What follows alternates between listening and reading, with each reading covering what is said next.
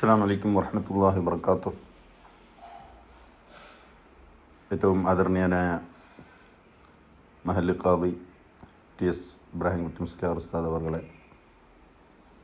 നമ്മുടെ ഖത്തീബ് ബഹുമാനപ്പെട്ട SPP തങ്ങൾ, മഹല്ല് കമ്മിറ്റി വൈസ് പ്രസിഡന്റ്, ഈ പരിപാടിയുടെ അധ്യക്ഷൻ M. അഷ്റഫ്, മറ്റ് മഹല്ല് ഭാരവാഹികളെ, സ്ഥാപനത്തിലെ HM അലിമാസ്റ്റർ, വിദ്യാർത്ഥികളെ, രക്ഷിതാക്കളെ, പരിശുദ്ധ പ്രവാചകൻ ത്വഹ മുഹമ്മദ് മുസ്തഫ സല്ലല്ലാഹു അലൈഹി വസല്ലം തങ്ങളുടെ ജന്മദിനം കൊണ്ട് അനുഗ്രഹീതമായ ഒരു മാസത്തിലാണ് നാം നിലകൊള്ളുന്നത്.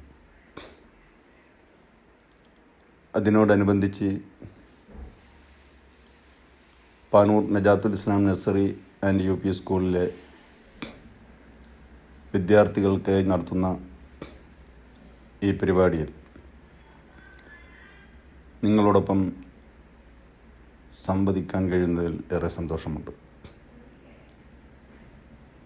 ഈ പരിപാടി വളരെ ഭംഗിയിലും ചിട്ടയോടുകൂടിയും നടത്താൻ തീരുമാനിച്ച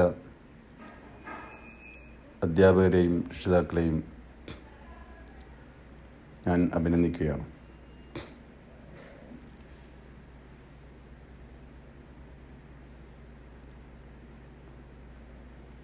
ഈ പ്രപഞ്ചം ഉണ്ടാവാൻ തന്നെ കാരണഭൂതനായ അള്ളാഹുവിൻ്റെ സൃഷ്ടികളിൽ ഏറ്റവും ഉത്തമനായ വ്യക്തിത്വമാണ് ആദരണീയരായ മുത്തു മുസ്തഫ മുഹമ്മദ് സല്ലല്ലാഹു അലൈഹി വസല്ലം തങ്ങൾ. മനുഷ്യരെ ലോകത്ത് സൃഷ്ടിക്കുന്നതിന് മുമ്പ് തന്നെ പ്രവാചകൻ്റെ പ്രകാശം സൃഷ്ടിച്ചുകൊണ്ടാണ് അള്ളാഹു ഈ ലോകത്തിന് രൂപം നൽകിയത്.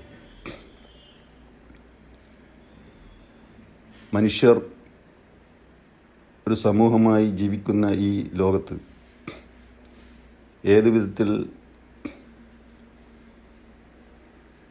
മനുഷ്യർ ജീവിക്കണം എന്ന് ആദർശം പ്രസംഗിച്ചല്ല, സ്വന്തം ജീവിതം ജീവിച്ച് കാണിച്ചു കൊടുത്ത മഹിതമായ മാതൃക പ്രവാചകനിലുണ്ട്. ഈ പ്രവാചകൻ്റെ അനുയായികളാണ് നാം മുസ്ലിങ്ങൾ. ലോകത്ത് ഇന്നുവരെ വന്ന ചിന്തകന്മാരും ബുദ്ധിജീവികളുമൊക്കെ പ്രവാചകർ സല്ലല്ലാഹു അലൈഹി വസല്ലം തങ്ങൾ കാണിച്ചു തന്ന മഹനീയ മാതൃക പിൻപറ്റാൻ എല്ലാവരോടും ആവശ്യപ്പെടുന്നുണ്ട് എന്നുള്ളത് ആ തത്വസമ്മേളനയുടെ പ്രസക്തി ഏറെ വർദ്ധിപ്പിക്കുകയാണ്. ലോകത്ത് അത്തരത്തിലുള്ള ഒരു ജീവിതശൈലിയും ക്രമവും ഭരണരീതിയുമൊക്കെ പ്രായോഗികമായി കാണിച്ചു കൊടുത്ത പ്രഗത്ഭനായ ഒരു ഭരണാധികാരിയായിരുന്നു പ്രവാചകൻ. ഒരു കുടുംബനാഥനായിരുന്നു പ്രവാചകൻ. അധ്യാപകനായിരുന്നു. അതേപോലെ എല്ലാമായിരുന്നു. ലോകത്തിൻ്റെ സമസ്ത മേഖലകളിലും അദ്ദേഹം പ്രവാചകർ സല്ലല്ലാഹു അലൈഹി വസല്ലം കൈവച്ചിട്ടുണ്ട്. സാമ്പത്തിക രംഗത്തായാലും സാമൂഹ്യ രംഗത്തായാലും പരിസ്ഥിതി രംഗത്തായാലും നമ്മുടെ ഏതെല്ലാം മേഖലകളിലായാലും അള്ളാഹുവിൻ്റെ റസൂൽ വ്യക്തമായ കാഴ്ചപ്പാടുകൾ വരച്ചു കാണിച്ചു തന്നിട്ടുണ്ട്. മനുഷ്യർ ഈ പാതയിൽ നിന്ന് പിന്നോട്ട് പോകുമ്പോഴാണ് ഇവിടെ പ്രയാസങ്ങളും പ്രശ്നങ്ങളും സൃഷ്ടിക്കപ്പെടുന്നത്. പ്രകൃതിയുടെ സന്തുലിതത്വം പോലും നഷ്ടപ്പെടുന്നത് പ്രവാചകൻ്റെ ആജ്ഞകൾ നിരസിക്കുന്നത് കൊണ്ടാണ് എന്നത് നമുക്ക് കണ്ടെത്താൻ കഴിയും. ദൈവം നമ്മെ സൃഷ്ടിച്ചിരിക്കുന്നത് അവനെ ആരാധിക്കാൻ വേണ്ടി മാത്രമാണ്. ജീവിതത്തിലെ മറ്റെല്ലാ കാര്യങ്ങളും അവനെ ആരാധിക്കുന്നതുമായി ബന്ധപ്പെട്ടിട്ടുള്ള കാര്യങ്ങളായിരിക്കണം.